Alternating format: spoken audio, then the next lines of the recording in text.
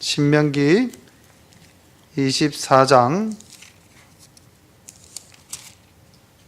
16절 말씀 한 절만 제가 봉독하겠습니다. 아비는 그 자식들을 인하여 죽임을 당치 않을 것이요 자식들은 그 아비를 인하여 죽음을 당치 않을 것이라. 각 사람은 자기 죄에 죽임을 당할 것이니라. 아멘. 오늘 제가 본문으로 삼았던 이 말씀은 유명한 선지서 에스겔서에 보면은 이스라엘의 한 속담이 나옵니다. 아버지가 신 포도를 먹어서 자식들의 이가 시리다. 그런 이제 이스라엘의 속담을 하나님이 내가 이제 더 이상 이 땅에서 거치게 하겠다 하는 말씀이 에스겔서에서 나옵니다. 그 말씀과 연계하면서 나중에 본 내용을 한번 살펴보도록 하겠습니다. 우리가 23장부터 계속 말씀을 24장까지 전가할 텐데요. 하나님을 섬기는 자의 자세 또는 태도, 갖추어야 할 요건, 이런 것들과 더불어서 또 이 땅에서 이웃들과 어떻게 살아갈 것인가를 계속해서 모세가 가나안 땅을 목전에 둔 이스라엘 백성들에게 전거하고 있습니다. 오늘은 1절부터 8절까지 여호와의 총회에 참여할 수 있는 사람은 어떤 사람인가, 또 어떤 사람은 이 자리에 참여하지 못하는가 하는 말씀이 나오는데 살펴보도록 하겠습니다. 신랑이 상한 자나 신을 베인 자는 여호와의 총회에 들어오지 못하리라. 사생자는 여호와의 총회에 들어오지 못하리니 10대까지라도 여호와의 총회에 들어오지 못하리라. 암몬 사람과 모압 사람은 여호와의 총회에 들어오지 못하리니 그들에게 속한 자는 10대뿐 아니라 영원히 여호와의 총회에 들어오지 못하리라. 그들은 너희가 애굽에서 나올 때에 떡과 물로 너희를 길에서 영접하지 아니하고 메소포타미아의 브돌 사람 보올의 아들 발람에게 뇌물을 주어 너희를 저주케 하려 하였으나 내 하나님 여호와께서 너를 사랑하심으로 발람의 말을 듣지 아니하시고 그 저주를 변하여 복이 되게 하셨나니 너희의 평생에 그들의 평안과 형통을 영영히 구하지 말지니라. 너는 에돔 사람을 미워하지 말라. 그는 내 형제니라. 애굽 사람을 미워하지 말라. 내가 그의 땅에서 객이 되었음이니라. 그들의 3대 후 자손은 여호와의 총회에 들어올 수 있느니라. 여기에서 말씀하시는 여호와의 총회가 무엇일까요? 학자들의 견해가 많습니다만은 가장 합리적인 주석은 이 여호와의 총회는 이스라엘 백성들이 전체가 모여서 함께 거국적으로 드리는 예배를 말한다고 합니다. 그러니까 이제 오늘날로 본다면은 우리가 이 하나님의 제단에 나와서 드리는 이 예배도 여호와의 총회에 해당이 될 수가 있겠죠.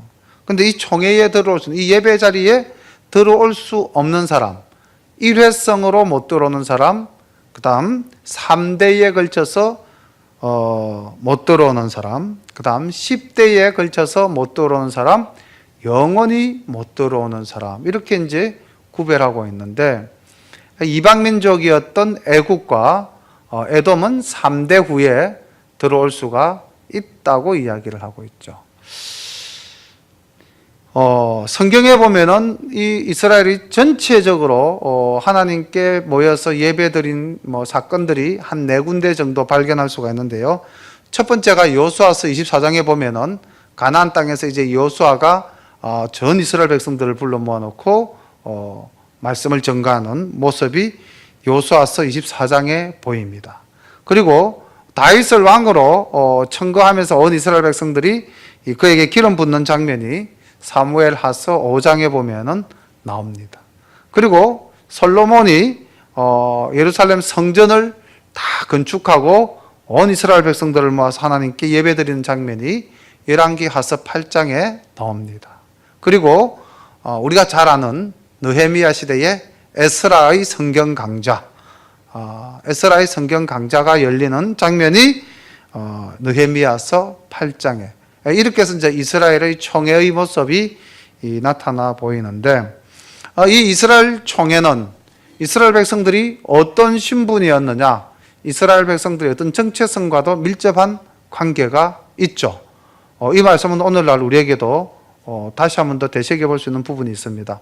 여호수아서 19장 5절에 보면 하나님께서 이스라엘 민족을 왜 애굽에서 구원해서 가나안 땅으로 인도하셨는가, 그 이유를 분명히 말씀하시죠. 다 아시죠?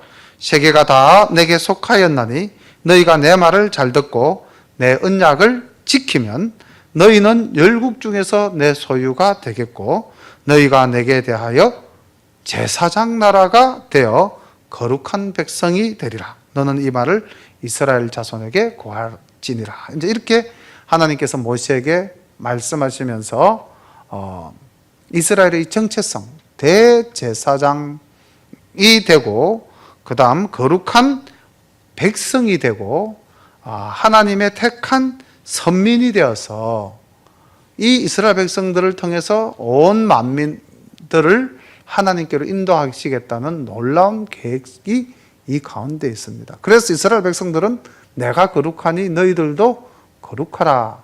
하나님의 거룩하심을 본받는 민족이 되어야 됩니다. 그럼 그 하나님의 거룩하심을 본받는 민족이 되기 위해서 그들이 해야 될 일은 바로 이거죠. 내 말을 잘 듣고 내 언약을 지키라는 것입니다. 자, 그렇게 할 때에 하나님의 총회에는 다 들어갈 수 있는데 못 들어가는 사람은 신랑이나 신의 배인자. 이 사람은 이제 뭐 이렇게 남자의 성기가 생식기가 이제 불완전한 사람이죠. 즉 육체적인 결함을 가진 사람을 이야기하는 것이죠. 다시 말하면 내가 하나님을 믿노라 하면서도 신령과 진정으로 하나님을 섬기지 못하는, 우리 마음속에 뭔가 죄악이 가득해서 하나님 앞에 온전할 수 없는 모습으로 볼 수도 있겠죠. 두 번째, 사생자라고 이제 언급되어진 사람이 나오는데 이건 10대까지 못 들어간다고 되어 있습니다. 이 사생자가 어떤 사람입니까? 흔히 뭐 아버지가 죽고 난 다음 태어난 유복자 이렇게 생각하기 쉬운데요. 그게 아니고 죄 가운데서 태어난 사람. 그러니까 남녀가 완전한 가정을 갖추지 못하고 뭔가 불법적인 성관계 속에서 이제 뭐 자녀가 탄생되어졌다. 도덕적 결함을 갖춘 사람을 말하는 것입니다. 선민으로서의 기본적 차지를 갖추지 못한 사람이다. 이렇게 보겠죠. 그 다음 암몬 족속과 모압 족속은 영원히 여호와의 총회에 들어오지 못한다고 이야기하고 있는데, 이 사람들은 이스라엘을 대적하고 괴롭혔고 또 이방 주술가를 데려다가 하나님의 백성을 저주하려고 했던 사람들입니다. 자, 이런 사람은 영원히 하나님의 총회에 들어올 수 없다고 이야기하고 있죠. 이 말씀은 오늘날 우리가 하나님께 예배 드리는 자로서의 자세, 또 마음가짐, 또 우리의 신분, 우리의 정성을 이야기해 주고 있는데, 하나님의 은혜에 동참하고 하나님께서 주시는 복을 받아서 우리가 누리고자 한다면은 우리는 죄로부터 오염되지 말아야 하며 우리는 정결해야 되고 음란과 음행을 멀리해서 하나님의 전 인격적 자세를 갖춰서 하나님 앞에 나아가는 그런 순종하는 자세를 갖추어야 한다. 이렇게 우리가 살펴볼 수가 있겠습니다. 내가 대적을 치러 출전할 때에 모든 악한 일을 스스로 상갈지니 너희 중에 누가 밤에 몽설함으로 부정하거든 진 밖으로 나가고 진 안에 들어오지 아니하다가 해질 때에 목욕하고 해진 후에 진에 들어올 것이요 너희 진 밖에 변소를 베풀고 거리로 나가되 너희의 기구에 작은 삽을 다하여 밖에 나가서 대변을 통할 때에 그것으로 땅을 팔 것이요 몸을 돌이켜 그 배설물을 덮을지니 이는 내 하나님 여호와께서 너를 구원하시고 적군을 내게 붙이시려고 내 진 중에 행하심이라. 그러므로 내 진을 거룩히 하라. 그리하면 내게서 불합한 것을 보시지 않으므로 너를 떠나지 아니하시리라. 자, 여호와의 총회에 나오는 사람들은 어떤 요건을 갖추어야 하느냐라고 이제 말씀하신 바로 연후에 이제 하나님의 진을 정결케 하는 방법입니다. 이스라엘은 이제 이 애굽에서 나와서 진을 갖추어서 이제 가나안 땅으로 나아가지 않았습니까? 그럼 그 진이라는 것은 거룩한 선민이 머무르는 곳이죠. 그리고 또 어떻게 본다면 이 진이라는 것은 싸움을 하러 전투에 나아갈 때 펼치는 것이 진입니다. 그럼 하나님의 백성으로서 거룩한 전쟁을 수행하는 거죠. 하나님의 뜻을 이루기 위한 전쟁 아닙니까? 그때 그들이 갖추어야 할 태도, 자세 또한 하나님께서 요구하시는 것이 엄격하죠. 첫째, 밤에 몽설한 자. 몽설이라는 것은 뭐 이렇게 꿈을 꾸면서 이제 남자가 이제 그 사정을 하는 것이죠. 근데 이게 사실 본인의 의도에 의해서 있을 수도 있겠고 또 본인이 의도하지 않아도 이루어질 수 있지만은 하나님께서는 이 자체를 부정하게 보신 것입니다. 그래서 진 밖으로 나가서 머물러야만 했던 거죠. 또 하나님께서는 변을 볼 때도 대변을 볼 때도 진 밖으로 나가서 변을 보고 그것을 삽으로서 덮어라고 했습니다.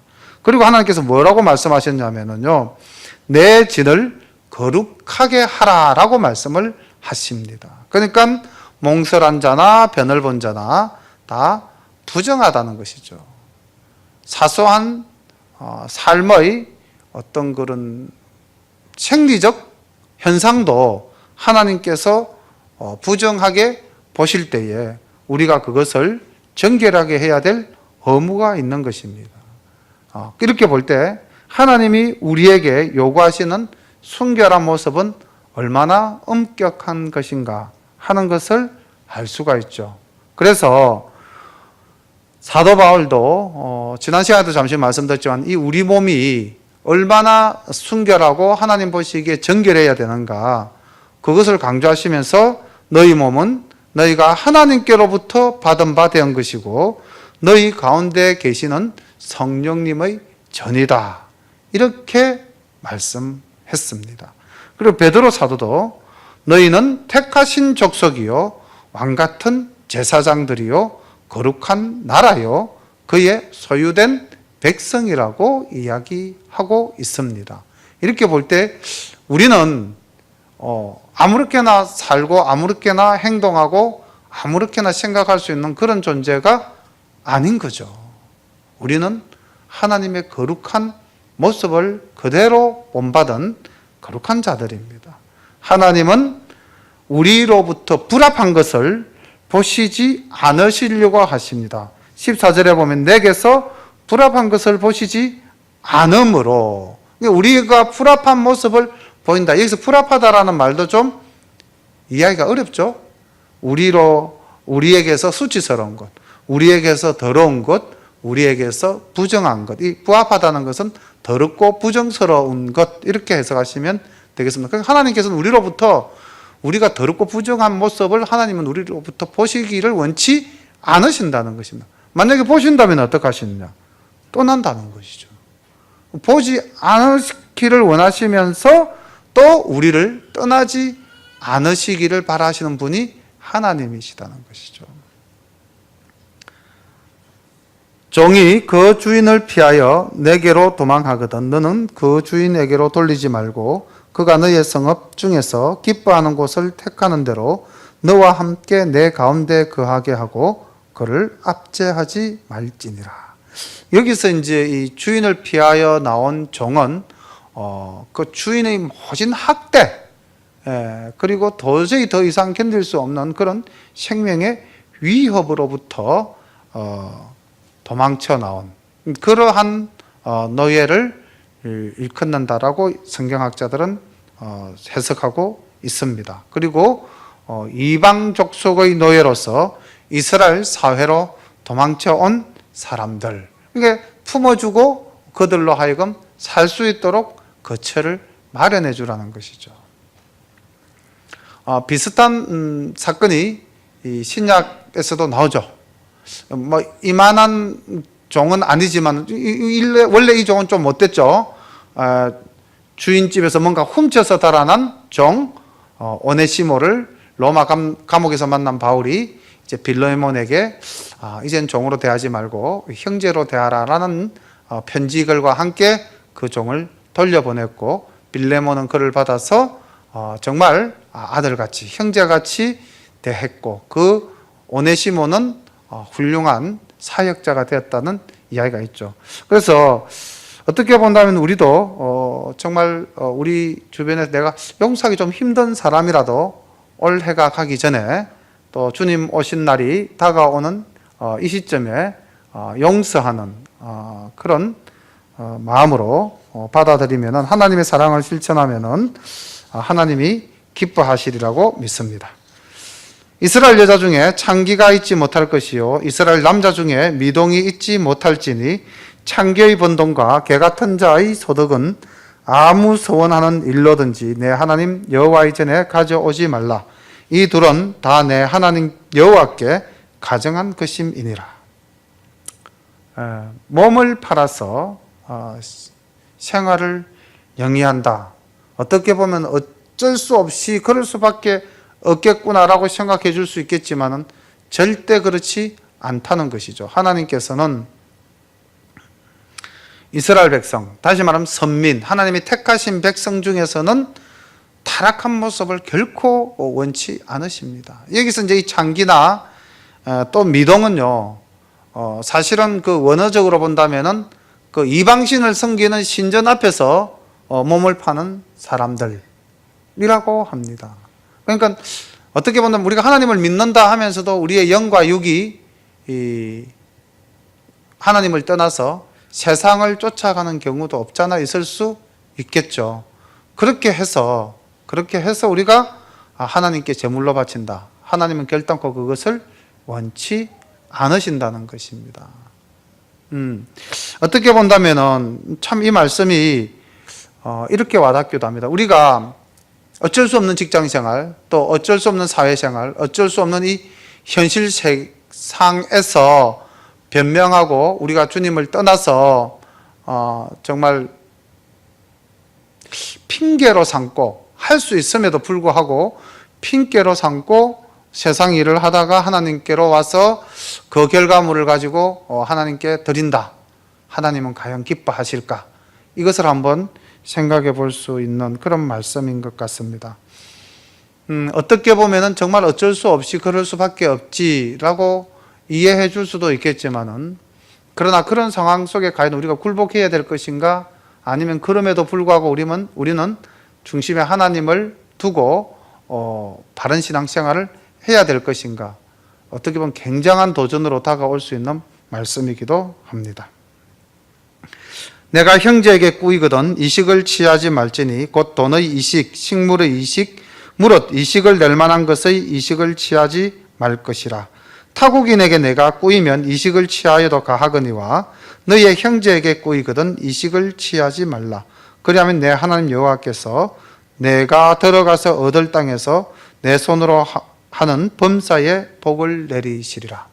여기도 보면은 이제 이자놀이, 오늘날로 말한다면은 이자놀인데, 결단코 선민, 하나님의 백성 가운데서는 그러한 행위가 있어서는 안 된다는 것입니다. 그래서 우리가 사실 교회 안에서 금전적인 거래관계를 가지는 것은 정말 하나님 보시기에 별로 아름답지 못한 일일 것 같고요. 또 교회 안에서 뭔가 물건을 사고 파는 것도 사실은 어떻게 보면 옳지 않은 것 같습니다. 이방인에게, 타국인에게 이자를 받는 것은 가하지만은 내 형제에게서 이자를 받는 것은 옳지 않다라는 말씀을 하고 있습니다. 내 하나님 여호와께 서원하거든 갚기를 더디하지 말라. 내 하나님 여호와께서 반드시 그것을 내게 요구하시리니 더디면 내게 죄라. 내가 서원치 아니하였으면 무죄하니라마는 내 입에서 낸 것은 그대로 실행하기를 주의하라. 무릇 자원한 예물은 내 하나님 여호와께 내가 서원하여 입으로 언약한 대로 행할지니라. 이게 이제 신앙생활 하면서 어떻게 본다면 하나님과의 약속, 하나님 앞에 제가 이렇게 하겠습니다라고 이제 고백하는 것이고 약속하는 것이 이제 서원인데, 이 서원을 했다면 반드시 빠른 시간 내에 지키라는 것입니다. 그렇게 또 하시니까 마음에 부담이 되시는 분이 혹 계실지 모르겠는데, 그것을 더디하면 죄가 된다고 말씀하시고 있죠. 그리고 이 서원한 것을 행했을 때는 어떠한 결과가 올까요? 우리가 이제 성경에서 이 서원과 관계되어진 한 인물을 찾아볼 수가 있는데, 바로 사무엘의 어머니 한나입니다. 한나가 자식이 없을 때 하나님께 이제 간절한 마음으로 자식을 주신다면은 제가 이 아이를 삭도를 대지 않은 나실인으로서 하나님에게 바치겠습니다 라고 이제 서원을 하면서 기도를 했죠. 그러니까 하나님이 정말 하나님의 일을 시키기 위해서 이제 한나를 통해서 사무엘을 주셨죠. 근데 한나가 어떻게 합니까? 그 사무엘을 젖을 난 뒤에 바로 하나님의 전에 이 어린 사무엘을 엘리 제사장에게 맡기죠. 왜?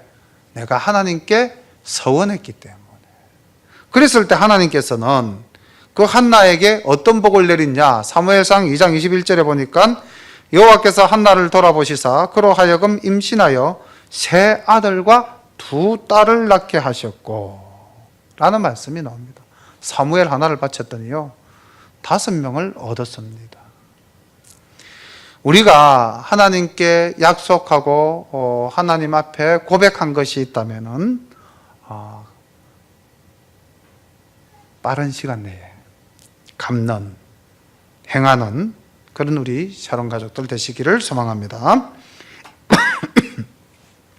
내 이웃의 포도원에 들어갈 때에 마음대로 그 포도를 배불리 먹어도 가하니라. 그러나 그릇에 담지 말 것이요 내 이웃의 곡식밭에 들어갈 때에 내가 손으로 그 이삭을 따도 가하니라. 그러나 내 이웃의 곡식밭에 낯을 대지 말지니라. 우리의 포도밭에 누가 와서 따먹는 것, 그것은 이웃 사랑으로 실천하고 또 그 따먹는 사람도 부담을 가지지 않아도 된다. 그러나 바구니를 가지고 와서 따가는 것은 내 이웃의 물건을 탐하는 것이고 도적질하는 것이죠. 그것은 하나님이 가하지 않다는 것입니다. 우리가 어떻게 보면은 살다가 보면은 그럴 때가 있죠. 뭐 이 정도는 괜찮겠지 이라고 하다가 그것이 점점 도를 넘어가는 경우가 여러 번 발견되어질 수가 있습니다. 하나님은 절제, 우리 관용을 베품에 있어서 또 관용 베품을 받는 자는 절제하는 미덕을 또한 가져야 되는 것입니다. 24장 보겠습니다. 사람이 아내를 취하여 데려온 후에 수치되는 일이 그에게 있음을 발견하고 그를 기뻐하지 아니하거든 이혼 정서를 써서 그 손에 주고 그를 자기 집에 내어보낼 것이요 그 여자는 그 집에서 나가서 다른 사람의 아내가 되려니와 그 후부도 그를 미워하여 이혼 정서를 써서 그 손에 주고 그를 자기 집에서 내어보내었거나 혹시 그를 아내로 취한 후부가 죽었다 하자 그 여자가 이미 몸을 더럽혀선즉 그를 내어보낸 전부가 그를 다시 아내로 취하지 말지니 이 일은 여호와 앞에 가정한 것이라. 내 하나님 여호와께서 내게 기업으로 주시는 땅으로 너는 범죄케 하지 말지니라. 그러니까 아내를 얻었다가 이혼한 후에 그 아내가 다른 남자와 결혼하고 홀로 되었을 때에 다시 그 아내를 취하지 말라는 것입니다. 왜냐하면 하나님께서는 그것도 성적으로 문란한 행위라고 보신 것이죠. 그래서 맨 마지막에 보면은 이 성적으로 문란해짐, 이거는 또 얼마든지 인정적으로 그 첫 번째 아내를 내가 다시 용서하고 받아들일 수 있지 않겠느냐라고 생각할 수 있겠지만 하나님께서는 그것을 내가 기업으로 주시는 땅을 범죄케 하는 행위로 하나님은 규정하고 있습니다. 동일한 사례는 아닌데요. 이 말씀을 보면서 떠오른 인물이 히스기야와 그의 아내 헵시바 그리고 그의 아들 므낫세 그리고 그 므낫세의 정말 완전 타락한 그렇게 해서 하나님께서 결국 이스라엘을 멸망케 하실 만큼 분노하시는 그런 모습을 우리가 성경 말씀에서 볼 수가 있는데, 하나님께서 원하시는 모습은 우리의 순결한 모습입니다. 그리고 우리가 결코 하나님의 그 베풀어 주신 영역을 우리의 범죄함으로 인해서 더럽혀서는 안 된다는 것을 계속 강조하고 계십니다. 사람이 새로이 아내를 취하였거든 그를 군대로 내어 보내지 말 것이요 무슨 직무든지 그에게 맡기지 말 것이며 그는 1년 동안 집에 한가히 거하며 그 취한 아내를 즐겁게 할지니라. 우리 여기 지금 오늘 이 자리에 부부가 함께 앉아 계신 분도 계시고 또 혼자 외로이 계신 분도 있는데, 남편은 아내 사랑하기를, 아내는 남편 사랑하기를 바로 이 호절같이 해야 됩니다. 정말 어떤 세상에 이 요란한 일이 있어도 부부는 서로 의지하고 사랑하면서 편안히 거하여야 할 줄로 믿습니다. 6절은 9절 말씀 후에 10절 이후와 함께 살펴보도록 하겠습니다. 7절로 넘어가겠습니다. 사람이 자기 형제 곧 이스라엘 자손 중 한 사람을 후려다가 그를 부리거나 판 것이 발견되거든 그 후린 자를 죽일지니 이같이 하여 너희 중에 악을 제할지니라. 이거 정말 오늘날 현대사회에서 그대로 좀 적용되었으면 좋겠다 싶은 말씀입니다. 유괴범들, 유약한 자를 납치해서 종 부리듯이 부리는 사람들, 우리 TV 뉴스에서 심심찮게 발견하지 않습니까? 좀 장애가 되는 분들을 노예처럼 부리고 아무 수당도 주지 않는 그런 사람들, 또 뭐 정말 어린아이를 유괴해가지고 자기의 어떤 목적을 달성하려고 하다가 안 되면 그 어린아이들을 또 살해하는 사람들, 이런 사람들은 정말 하나님 말씀대로 그냥 죽일지니라. 그렇게 해서 이 죽이는 것이 중요한 것이 아니고 그렇게 해서 뭘? 악을 제할지니라. 우리가 그러한 일을 다시금 하지 않게끔, 또 어떤 사람도 그런 행위를 해서는 안 되겠다라는 경각심을 가지게 하기 위한 말씀인데, 정말 현대사회에서도 잘 적용시킬 수 있는 말씀인 것 같습니다. 너는 문둥병에 대하여 삼가서 레위 사람 제사장들이 너희에게 가르치는 대로 내가 힘써 다 행하되 곧 내가 그들에게 명한 대로 너희는 주의하여 행하라. 너희가 애굽에서 나오는 길에서 내 하나님 여호와께서 미리암에게 행하신 일을 기억할지니라. 문둥병에 대한 규례를 언급하고 있습니다. 그 다음 6절을 보면서 10절을 넘어가도록 하겠습니다. 사람이 맷돌의 전부나 그 윗장만이나 전집하지 말지니 이는 그 생명을 전집함이니라. 무릇 내 이웃에게 구워줄 때에 내가 그 집에 들어가서 전집물을 취하지 말고 너는 밖에 섰고 내게 꾸는 자가 전집물을 가지고 나와서 내게 줄 것이며 그가 가난한 자여든 너는 그의 전집물을 가지고 자지 말고 해질 때에 그 전집물을 반드시 그에게 돌릴 것이라. 그리하면 그가 그 옷을 입고 자며 너를 위하여 축복하리니 그 일이 내 하나님 여호와 앞에서 내 의로움이 되리라. 여기서 이제 전집하다라는 말은 오늘날 우리가 물건을 맡기고 돈을 빌려가는 전당포 있죠, 그죠? 물건을 맡기고 돈을 받아가는 것. 그래서 물건을 뭐라고 그럽니까? 맡아서 이제 보관하는 것이죠. 이제 대가를 주고요. 그런데 그 대가를 받기 위해서 물건을 잡을 때에 그 이제 물건을 제한하고 있습니다. 뭐냐면은요, 의식주와 관계되어지는 일들은 전집해서는 안 된다는 것입니다. 여기 맷돌로서 이제 갈아서 모든 곡식물을 이제 만들어 나가는데 타작도 하고, 그죠? 갈아가지고 가루도 만들 수도 있고, 그것을 전집물로 맷돌을 전부 다 한 윗장만 잡아도, 그 사람은 밥을 해 먹을 수가 없겠죠. 빵을 구워 먹을 수가 없겠죠. 생계와 관계되어지는 것은 전집물을 잡아서는 안 된다는 것입니다. 그리고 전집물을 잡을 때도 네가 그 사람의 가장 소중하고 좋은 것을 가져가려고 하지 말고 그 사람이 주는 것을 가지고 가라. 다 여기 보면은 사랑과 긍휼의 정신입니다. 그리고 12절에 보면은 가난한 사람에게 취할 수 있는 전진물이라는 게 무엇이겠습니까? 겉옷을 말하는 거죠. 그런데 이스라엘 사람들의 이 겉옷은 옷의 기능만 할 뿐만 아니라 잠을 잘 때는 그것이 또 이불의 역할을 하죠.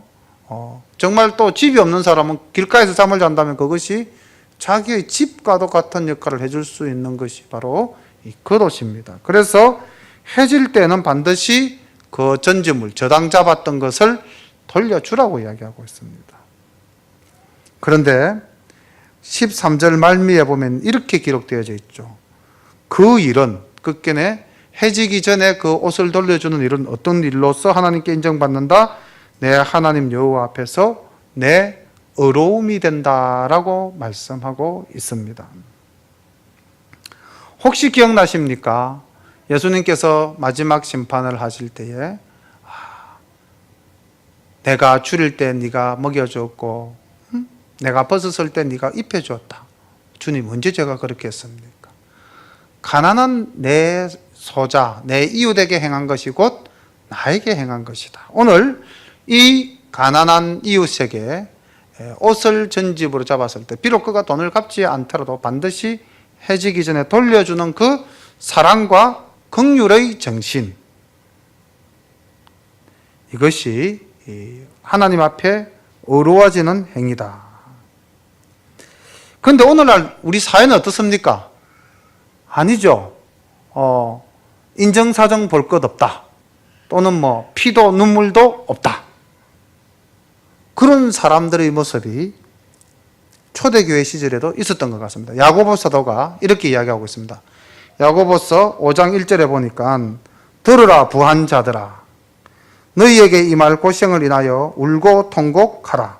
너희 재물은 썩었고 너희 옷은 좀 먹었으며 너희 금과 은은 녹이 슬었으니 이 녹이 너희에게 증거가 되며 불같이 너희 살을 먹으리라. 너희가 말세에 재물을 쌓았도다. 보라 너희 밭에서 추수한 품꾼에게 주지 아니한 싹시 소리 지르며 추수한 자의 우는 소리가 만군의 주의 귀에 들렸느니라. 가진 자가 더 악한 일을 행했다는 것이죠. 이야기는 바로 연결이 됩니다. 볼까요? 14절 공공하고 비난한 품꾼은 너희 형제든지 내 땅 성문 안에 우거하는 객이든지 그를 학대하지 말며 그 품삯을 당일에 주고 해진 후까지 끌지 말라. 이는 그가 빈궁함으로 마음의 품삯을 사모함이라. 두렵건대 그가 너를 여호와께 호소하면 죄가 내게로 돌아갈까 하노라. 조금 전에 야고보서에서 증거했던 그 말씀이 그 품꾼의 싹시 소리를 지르고 품꾼의 울부짖는 그 소리가 하나님의 귀에 들리므로 그 부자는 결단코 자기가 가진 그 부가 온전한 것이 못 된다고 말씀하시고 있죠. 오늘 신문기사를 우연히 보다가 이런 기사를 봤습니다. 경상남도 창원시, 우리가 살고 있는 이 지역과 관련된 내용인데요. 체불임금 발생 업체 수가 556곳으로 작년보다 86곳이 늘었고요. 체불임금의 인원, 월급을 받지 못한 사람의 숫자가 2,571명, 그리고 체불된 액수가 141억 7,400만 원이라고 합니다. 그러니까 오늘 우리 창원에 함께 살아가는 우리 이웃 중에서 일은 했는데 품삯을 받지 못한 자가 이렇게 많다는 것이죠. 우리가 신문기사를 보면 종종 이런 거 보죠. 고의로 부도를 내고 달아나는 사람들. 그들은 자기를 위해서 일했던 사람들에게 줄 임금마저도 떼어먹고 회사를 부도내고 도망가 버리는 것이죠. 하나님의 사랑과 긍휼의 정신에 위배되어진 것입니다. 만일 오늘 이 말씀을 듣고 있는 우리 샤론 가족분들 중에 임금을 주는 사람의 입장에 있는 분이라면 정말 내보다도 더 약한 사람을 돌아보고 사랑하는 마음으로 그들의 임금은 반드시 채워주어야 할 것입니다. 16절 아비는 그 자식들을 인하여 죽임을 당치 않을 것이요 자식들은 그 아비를 인하여 죽임을 당치 않을 것이라. 각 사람은 자기 죄의 죽임을 당할 것이니라. 그 죄값은 자기가 반드시 치러야 합니다. 에스겔서 14장 20절에 보면 하나님께서는 에스겔에게 이렇게 말씀하시고 있습니다. 비록 노아, 의인이죠. 다니엘, 정말 하나님 앞에서 어렵게 살았죠. 욥, 성경에 나온 3대 의인이죠.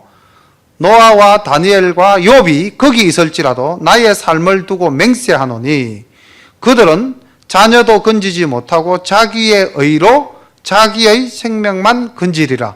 나 주 여호와의 말이니라 하시니라. 이게 이제 그 이스라엘이 이제 멸망당할 당시의 모습을 하나님께서 보고 이제 말씀하실 때에 아버지가 어렵다고 해서 그 아버지의 어려움으로 인해서 자식이 구원받지 못한다는 것을 강조하시는 겁니다.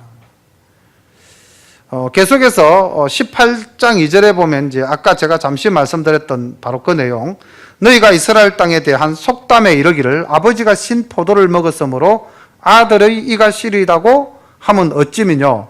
나 주 여호와가 말하노라. 내가 나의 삶을 두고 맹세하노니 너희가 이스라엘 가운데서 다시는 이 속담을 쓰지 못하게 되리라. 모든 영혼이 다 내게 속한지라. 아비의 영혼이 내게 속한 같이 아들의 영혼도 내게 속하였나니 범죄하는 그 영혼이 죽으리라. 이스라엘 백성들이 자기들이 멸망하게 될 때, 바벨론의 침략을 받아서 이스라엘 도성이 불탈 때, 바벨론의 군대가 자기들을 칼로 내리칠 때 뭐라고 그랬냐면 우리의 죄가 아니라 우리 조상의 죄로 말미암아 오늘날 우리가 죽게 되었다고 핑계할 때에, 즉 그 핑계와 관련된 속담이 아버지가 신 포도를 먹었기 때문에 내가 이가 시리다. 아버지의 죄과로 인해서 내가 죽는다 라는 변명을 늘어놓을 때에 하나님께서 결단코 그렇지 않다는 것을 말씀하시는 거죠. 18장 10절 이후에 보면은 이게 좀 생각할 거리가 많은 내용이라서 제가 한번 읽어보겠습니다. 한번 같이 찾아서 본문을 보시겠습니다. 오늘 본문 조금 전 이웃에 대한 긍휼과 자기가 지은 죄에 대한 자기의 죄 대가가 정말로 아주 구체적으로 하나님께서 말씀하시고 있는 장면인데요. 에스겔서 18장 10절부터 18절까지의 말씀을 함께 보도록 하겠습니다. 에스겔서 18장 10절 다 찾으셨습니까? 가령 그가 아들을 낳았다고 하자. 그 아들이 이 모든 선은 하나도 행치 아니하고 이 악 중 하나를 범하여 강포하거나 살인하거나 산 위에서 재물을 먹거나 이웃의 아내를 더럽히거나 가난하고 궁핍한 자를 학대하거나 억탈하거나 빚진 자의 전당물을 도로 주지 아니하거나 우상에게 눈을 들거나 가정한 일을 행하거나 변을 위하여 꾸이거나 이식을 받거나 할진대 그가 살겠느냐? 자, 하나님께서 조금 전에 신명기에서 말씀하신 이웃을 사랑과 긍휼로 돌아보라고 한 그 모든 행위를 하나도 행하지 아니한 악을 범했을 때 그가 살 수 있겠느냐? 물어보십니다. 자, 13절 부분에 살지 못하리니 이 모든 가정한 일을 행하였은즉 정녕 죽을지라 자기의 피가 자기에게 돌아가리라. 또 가령 그가 아들을 낳았다고 하자. 그 아들이 그 아비의 행한 모든 죄를 보고 두려워하여 그대로 행하지 아니하고 산 위에서 재물을 먹지도 아니하며 이스라엘 족속의 우상에게 눈을 들지도 아니하며 이웃의 아내를 더럽히지도 아니하며 사람을 학대하지도 아니하며 전당을 잡지도 아니하며 억탈하지도 아니하고 줄인 자에게 식물을 주며 벗은 자에게 옷을 입히며 손을 검하여 가난한 자를 압제하지 아니하며 변이나 이식을 취하지 아니하며 내 규례를 지키며 내 윤리를 행할진대 이 사람은 그 아비의 죄악으로 인하여 죽지 아니하고 정녕 살겠고. 그냥 아버지가 악할지라도 자식이 선한 행동을 하면 자식은 살고요, 아버지가 아무리 선해도 자식이 악을 행하면은 그 자식은 자기의 악으로서 죽는다는 것입니다. 바로 오늘 16절 말씀, 아비는 그 자식들을 인하여 죽임을 당치 않을 것이요 자식들은 그 아비를 인하여 죽임을 당치 않을 것이라. 각 사람은 자기 죄의 죽임을 당할 것이니라. 이거 오늘날 우리도 그대로입니다. 내가 한 행동에 대한 심판은 내가 받는 것입니다. 우리가 자녀를 위해서 기도하고 자녀가 부모를 위해서 기도한다 할지라도 보다 중요한 것은 내 자신이 또 우리의 자녀가 바르게 산다는 것이 중요한 것이죠. 17절부터 22절까지의 말씀을 보겠습니다. 너는 객이나 고아의 송사를 억울하게 말며 가부의 옷을 전집하지 말라. 너는 애굽에서 종이 되었던 일과 내 하나님 여호와께서 너를 거기서 속량하신 것을 기억하라. 이러므로 내가 내게 이 일을 행하라 명하노라. 내가 밭에서 곡식을 벨 때에 그 한 뭇을 밭에 잊어버렸거든 다시 가서 취하지 말고 객과 고아와 가부를 위하여 버려두라. 그리하면 내 하나님 여호와께서 내 손으로 하는 범사의 복을 내리시리라. 내가 내 감람나무를 떤 후에 그 가지를 다시 살피지 말고 그 남은 것은 객과 고아와 가부를 위하여 버려두며 내가 내 포도원 포도를 딴 후에 그 남은 것을 다시 따지 말고 객과 고아와 가부를 위하여 버려두라. 너는 애굽 땅에서 종되었던 것을 기억하라. 이러므로 내가 내게 이 일을 행하라 명하노라. 여기 우리가 조금 전에 봤던 17절에도 기억하라는 말씀이 있고요. 21절에도 기억하라라는 말씀이 있습니다. 무엇을 기억하라는 것입니까? 내 지난 날을 기억하라는 것입니다. 내가 애굽에서 종되었던 삶을 기억하라는 것입니다. 네가 힘들고 괴로워서 남으로부터 도움을 받았거나 남을 의지했던 때가 있는데 그때를 기억하라는 것입니다. 그렇게 기억할 때 첫 번째 우리는 이웃을 사랑할 수 있습니다. 내가 가진 것을 가지고 이웃에게 베풀어 줄 수 있는 것이죠.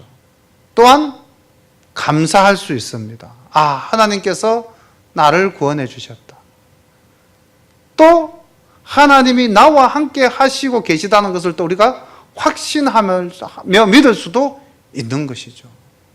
또한 기억할 때에 우리는 겸손해질 수 있습니다. 오늘날 내가 이렇게 된 것이 나의 능력으로 된 것이 아니라 하나님의 은혜로 말미암습니다. 그래서 하나님께서는 18절에서도 애굽에서 종되었던 것을 기억하라고 말씀하시고 22절에서도 애굽 땅에서 종되었던 것을 기억하라. 그래서 내가 내게 말하는 이 모든 것을 지켜라. 즉 가난한 내 이웃을 돌아보기 위해서 네가 자비와 긍휼을 베푸는 일에 인색함이 없어야 한다는 것입니다. 오늘날 이 시대를 살아가는 우리 모두가 이 하나님의 말씀을 기억하고 또 우리가 하나님으로부터 받은 은혜를 기억하고 우리가 오늘날과 같이 풍성한 삶을 누리게 된 것 감사하면서 하나님이 이날까지 또 앞으로의 우리의 삶도 지켜주실 것이라는 확신과 또한 겸손한 모습으로 하나님 앞에 나아가는 우리의 온전한 모습, 이 모든 것을 갖추기 위해서 늘 하나님의 말씀을 기억하고 은혜 받은 우리의 삶의 모습들을 기억하고 간직하는 우리 샬롬 모든 가족들 되시기를 소망합니다. 기도드리겠습니다. 사랑의 아버지 하나님, 은혜를 감사드립니다. 오늘도 신명기 귀한 말씀으로서 이 땅을 살아가는 오늘날의 우리들이 어떻게 살아가야 할 것이며 하나님께서 베풀어 주신 은혜에 정말 저희들이 감사하는 마음으로 하나님께서 우리와 함께 하신다는 확신을 가지고 온전한 믿음 위에서 더욱더 겸손하게 살아가야 할 것을 다시 한 번 더 다짐하게 하시니 그 은혜를 감사합니다. 오늘 모든 샤론의 가족들이 하나님을 사랑하며 이웃을 사랑하며 하나님의 거룩한 품성을 닮아가며 이웃에게 긍휼을 베푸는, 그리하여 긍휼히 여기는 자가 긍휼히 여김을 받을 것이라는 우리 주님의 말씀을 받아 누리는 우리 모두가 될 수 있도록 인도하여 주시옵소서. 예수님의 이름 받들어 감사하며 기도드립니다. 아멘.